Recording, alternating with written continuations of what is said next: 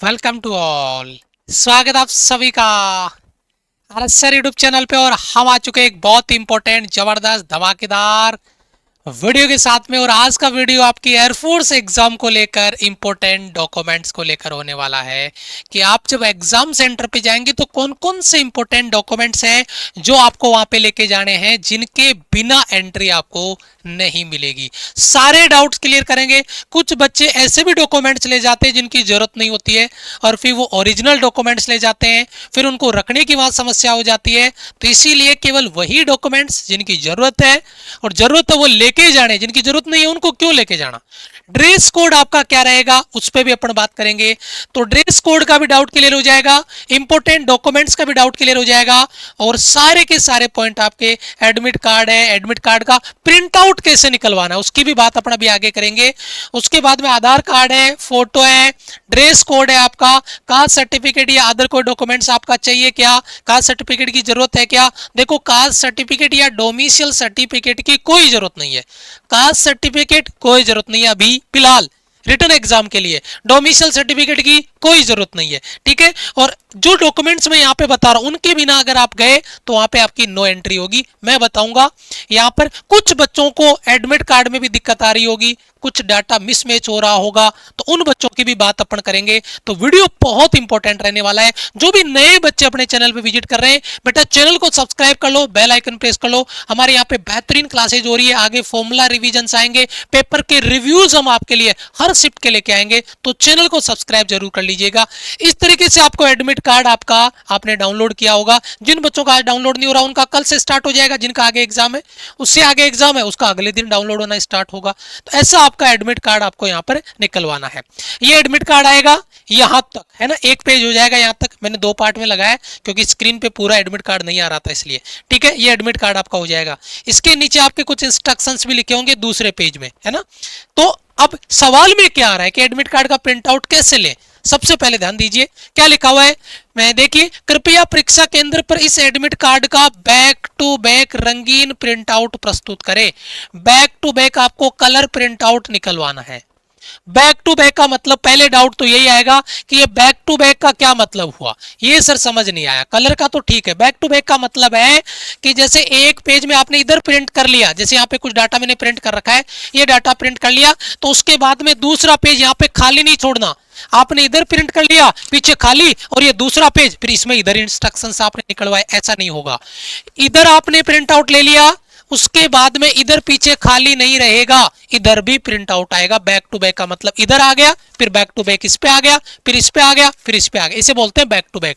तो अपने तो जैसे मान लो एक ही आएगा, तो जैसे मैंने इसने अलग कर लिया तो यहाँ पे प्रिंट आउट ले लिया और उसके बाद में इसके पीछे प्रिंट आउट आपको लेना है। जैसे इस पे कोई डाटा था ना, वो डाटा आप अलग पेज पे नहीं, वो डाटा इसी पे प्रिंट आउट हो जाएगा, दोनों साइड में प्रिंट हो गया, इसे बोलते हैं बैक टू बैक। तो पहले तो ये, दूसरा कलर प्रिंट आउट आपका बोला गया है, तो कलर प्रिंट आउट आपको निकलवाना है एडमिट कार्ड का। अब ये चीज बहुत इंपॉर्टेंट है, यहाँ पे ध्यान दीजिएगा। नोट, प्रवेश पत्र उम्मीदवार द्वारा ऑनलाइन आवेदन करते समय दी गई जानकारी के आधार पर जारी किया गया है। बहुत बढ़िया। ऑनलाइन आवेदन में दी गई जानकारी और मूल प्रमाण पत्रों की जानकारी में किसी भी प्रकार की विसंगति होने पर आपको परीक्षा सेंटर पे बैठने में अयोग्य घोषित कर दिया जाएगा। अगर अब आपका एडमिट कार्ड में कुछ और आ रहा है, नाम, डेट ऑफ बर्थ, पिताजी का नाम अलग आ रहा है और आपके आधार कार्ड में अलग बोल रहा है, आधार कार्ड में अलग नाम आ रहा है, मार्कशीट में अलग नाम आ रहा है, तो मिसमैच हो गया ना। तो अब आपको वहां पे एग्जाम सेंटर पे बैठने की परमिशन नहीं है। यदि कोई त्रुटि हो तो परीक्षा से पहले परीक्षा केंद्र पर सूचित करें। परीक्षा स्थल, परीक्षा केंद्र या तिथि में परिवर्तन के अनुरोध पे कोई विचार नहीं होगा। तो यानी यहाँ पर अगर आपका मिसमैच हो रहा तो यहाँ पे एंट्री नहीं होगी। लेकिन आप कोशिश करना, जिन भी बच्चों का मिसमैच है, जैसे मान लो किसी बच्चे का डीओबी मिसमैच आ गया, अब एडमिट कार्ड में डीओबी अलग है, आधार कार्ड में डीओबी अलग है, तो आपको क्या करना है, अपनी 10वीं की मार्कशीट भी साथ में फिर आपको लेके जानी पड़ेगी, जिसमें जो डीओबी है वो वहां पर मैच हो।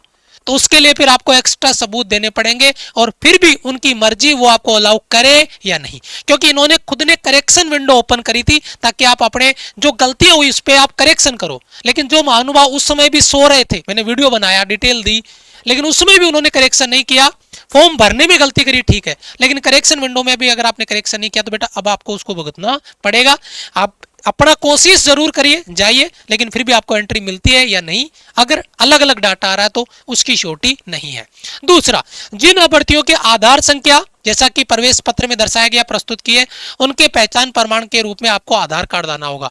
अगर आपने फॉर्म फिलअप में आधार कार्ड लगाया है तो आपको आधार कार्ड लेके जाना पड़ेगा, है ना। उसके बाद में अभ्यर्थियों को पासपोर्ट आकार की फोटो की दो फोटो जो आपने ऑनलाइन फॉर्म में लगाई थी वही फोटो आपको लेके जानी है। मान लो सर मेरे पास तो एक दो फोटो ही है, तो बेटा उसकी कॉपी करवा लो दुकान वाले से, सेम फोटो की कॉपी करवा लो, ताकि आपको आगे भी काम में आएगी। फेज 2 में है, आपका ज्वाइनिंग में है ना, उसमें भी काम में आएगी, मेडिकल में है तो वहां पे काम में आएगी, ठीक है। चरण फर्स्ट परीक्षा में शामिल होने के लिए आपको शैक्षिक प्रमाण पत्रों की ध्यान देना। फर्स्ट स्टेज में यानी रिटन एग्जाम में शामिल होने के लिए आपको शैक्षणिक प्रमाण पत्रों की मूल प्रति या फोटो कॉपी की आवश्यकता नहीं है। अपने साथ कोई भी प्रमाण पत्र लाने की जरूरत नहीं, खुद कह रहा है कि भाई मार्कशीट वगैरह की जरूरत नहीं है। अब आपको कि सर आपने कहा कि मार्कशीट लेके जाना, मैं तो उन बच्चों को कह रहा हूं जिन बच्चों ने अपने फॉर्म फिलअप में गड़बड़ी करी है, करेक्शन नहीं किया, अलग डेट आ रही है या अलग कोई नाम वगैरह में मिस्टेक आ रही है, तो वो सबूतों के तौर पे लेके जा सकते हैं कि सर देखो मेरी मार्कशीट में ये था, मेरे फॉर्म भरने में गलती हो गई, प्लीज मुझे एंट्री कर दो। तो अगर वो चाहे तो आपको एंट्री दे सकते हैं, अदरवाइज नहीं है उन बच्चों के लिए। बाकी जिन बच्चों का कोई दिक्कत नहीं है उनको यहाँ पे मार्कशीट वगैरह के कोई जरूरत नहीं है, आपको अपना आधार कार्ड, आपको फोटो आपको लेके जानी है, ठीक है। कास्ट सर्टिफिकेट या डोमिसाइल सर्टिफिकेट की कोई जरूरत आपकी नहीं रहेगी। कृपया हस्ताक्षर और रफ कार्य के लिए पारदर्शी पेन होना चाहिए। ऐसा पेन होगा नहीं चलेगा, ऐसा पेन होगा नहीं चलेगा, जो ट्रांसपेरेंट पेन आता है ना जिसमें रिफिल दिखाई देती है, वो पेन आपको लेके जाना है, नीला या काला चलेगा, कोई दिक्कत नहीं है। अच्छा, उसके बाद में आता है सर ड्रेस कोड। ये बहुत इंपॉर्टेंट फैक्टर है, बच्चा इसको हल्के में लेता है और इसकी वजह से कई बार बच्चों के पेपर खराब हुए, बच्चे रोए हैं कॉल करके हमारे पास। मैं रीजन देता हूं क्यों, क्योंकि ड्रेस कोड में अगर आपने गड़बड़ी कर दी तो वहां पे अनकंफर्टेबल हो जाता है बच्चा। मैं बताता हूं आपको क्यों। ड्रेस कोड में स्लीपर्स है, सैंडल्स है विथ फ्लैट हील, ये चीज है परमिटेड है आपका, फ्लैट हील नॉर्मल हील के साथ में, ठीक है। प्लेन या सिंपल क्लोथिंग है, हाफ स्लीव्स के साथ में, स्मॉल बटन के साथ में, है ना, स्मॉल बटन है, टी शर्ट है, शर्ट है, कुर्ता विदाउट पॉकेट, ट्राउजर, ये लोअर, ये सब चलेगा, ठीक है ना। अब देखिए यहाँ पे जो सिख लोग हैं उनको पगड़ी वगैरह के लिए वहां पे जो है वो रहता है, उनका परमिशन रहता है ना। वुमेन कैंडिडेट है मे वियर आपका appropriate simple clothing with half sleeve, है ना, विदाउट पॉकेट, है ना। ये जो बेसिक चीजें हैं ड्रेसिंग कोड का वो आपको लेना है। नॉर्मल हेयर स्टाइल आपका होना चाहिए, है ना, उस पर कोई बहुत बड़े जो गुच्चे उच्चे लगाते हैं उनको पकड़ने के लिए, है ना, क्लेचर बोलते हो क्या बोलते हो, वो नहीं होगा यहाँ पे, है ना। आपको क्या करना है स्पेसिफिक, आपको पर्पज से अगर आप कर रहे हैं, मतलब ड्रेस कोड वगैरह जैसे सिख वगैरह है पगड़ी वगैरह पहनते हैं तो उनको परमिशन है, बाकी चीजों को लिए परमिशन नहीं। कैप वगैरह जबरदस्ती आप लगा के जा रहे हो कोई अलाउ नहीं करेगा आपको, ठीक है।